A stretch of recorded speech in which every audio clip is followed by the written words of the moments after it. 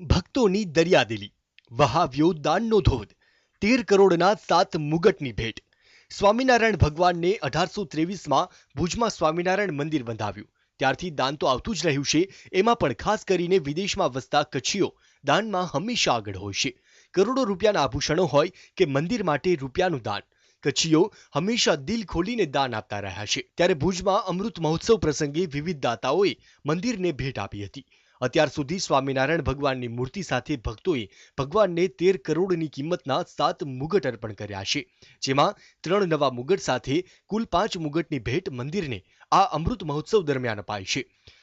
મૂળ કચ્છના અને વિદેશમાં વસતા એનઆરઆઈ દાતાઓના મતે ભગવાને તેમને કંઈક આપ્યું છે જે તેઓ મંદિરના સારા કાર્યો માટે અર્પણ કરી રહ્યા છે.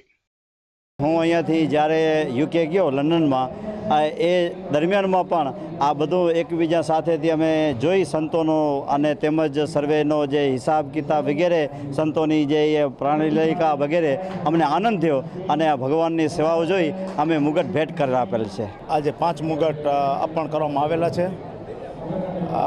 અમે ઘનશ્યામ મહારાજના મુગટના જજમાન હતા, ઉત્સવના મુખ્ય જજમાન હતા ને આ ઉત્સવમાં ઘણા માણસો આવ્યા બહાર વિદેશથી બધા આ લાભ લેવા માટે.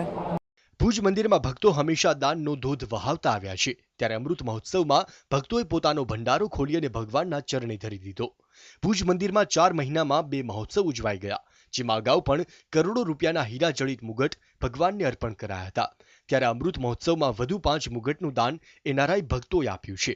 13 કરોડથી વધુની કિંમતના તમામ મુગટો ભુજ મંદિરમાં બિરાજમાન તમામ દેવી દેવતાઓની મૂર્તિને ચડાવવામાં આવશે. 4 મહિનાની અંદર હરિકૃષ્ણ મહારાજનો મહોત્સવ થયો, આ ઘનશ્યામ મહારાજનો મહોત્સવ થયો, સમૂહ ભાગવત થઈ. આ બધા ઉત્સવો અંતર્ગત ટોટલ 7 મુગટો શ્રી ઠાકોરજીને અર્પણ થયા અને 7 મુગટ સોનાના અને સાચા ડાયમંડ જડેલા હતા. ભુજ મંદિરમાં ભક્તોના દાનથી હવે ભગવાન સ્વામિનારાયણ અને અન્ય દેવી દેવતાઓની મૂર્તિઓ મુગટથી શોભી ઉઠશે અને મંદિરમાં દર્શને આવતા દરેક ભક્તોને મુગટ ધારણ કરેલા પ્રભુના દર્શનનો લાભો મળશે. જય દવે, TV9 ભુજ.